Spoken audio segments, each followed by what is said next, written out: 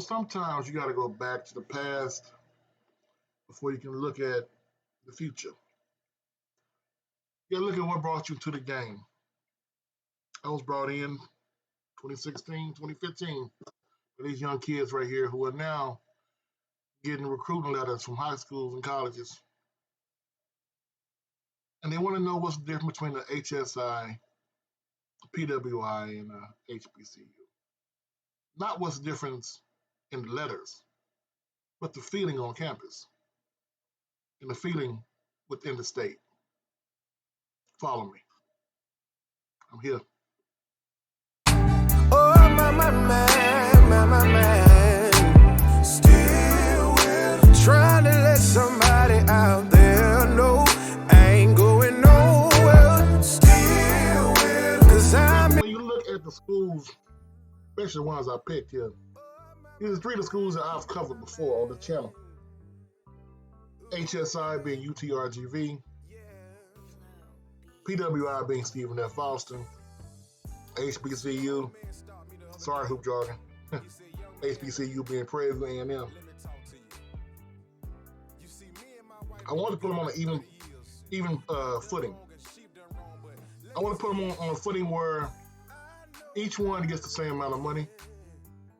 Each one has the same ideas and dreams. All FCS. But looking at, let's start with the upstart of the group. I've covered them extensively. UTRGV. It's just an HSI, Hispanic Serving Institution. People don't understand sometimes what that really means. What that means is basically they have a certain percentage of people who are Hispanic who go to that school. That's so hard? No. But I want you to look at something. That school is also signed with UT in Austin. The former UT Pan America has made a jump in attendance from 12,000 to 35,000. They realized getting the money from the school is one thing, but getting the money from the government and the money from the region is also great. But they kept their essence. They kept the culture. Well, now when Elon Musk is down there building SpaceX and the engineering facilities are upgraded, they're now voted #1 school in Texas. Yeah, I said that. Because they kept who they were. Then you look at Stephen F. Austin. Also, signed up with Texas. But you do realize you don't see UT Stephen F. Austin. You see Stephen F. Austin, right? They want to keep their identity, keep their heritage, keep the culture of their school, even though it's a PWI like UT is, like most of the other schools in Texas. It's a separate PWI. Their history and their culture is one of their own, more of an East Texas draw. If you're from Texas, you know what East Texas is all about. You used to go to Nacogdoches and you could count the black folks on one hand. But because they kept who they were while getting the money from UT, the infrastructure being built around campus, as well as the stadiums, and the academic portions are now top notch.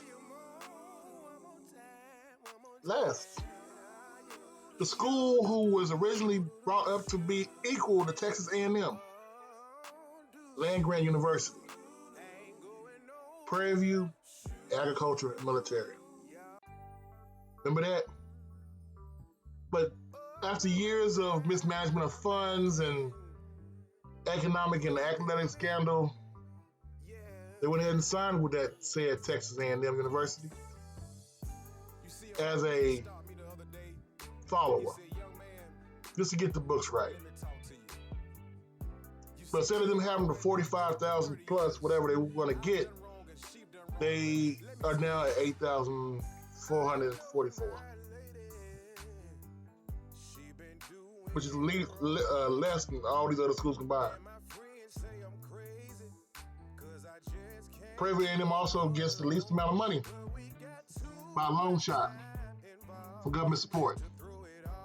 Not even close. Even with your governor, the last two governors actually being Aggies, Prairie View gets the least amount of money from these three schools. These recently got funding, thank God, for infrastructure bills, but academically, the way it's viewed in the state of Texas, they are lesser than these other two schools. In fact, financially, it's not even close. Stephen F. Austin, which has a total of 1,500 more students, also pulls in $17.74 million in government support. 17.74. Do you happen to wonder what Prairie View A&M brings in for government support? It's simple. 70. Less, yeah, it's more than half. 7.8 million. Reason why is because Prairie View does not have the difference maker, the culture other two schools have. Around the state of Texas, it's seen, I'm sorry, hoop jargon, I gotta say it. It's seen that Prairie View A&M has been a lapdog for Texas. Whatever they want to do, they agree with. It's sort of like having that black friend that will allow the white friend to say the N-word. That's what Prairie View was seen around Texas. But Texas has other schools like Wiley, Texas College, Paul Quinn, Houston Tillotson, Texas Southern, St. Phillips, among others. But Prairie View is the richest HBCU in Texas. And they still get more or less than half of what a like-minded PWI in their neck of the woods gets. Which means the other school gets better facilities. They can take the kids from Prairie View, which is happening recently. So what's really different? Out of these three schools, two kept their culture, two are moving in the right direction.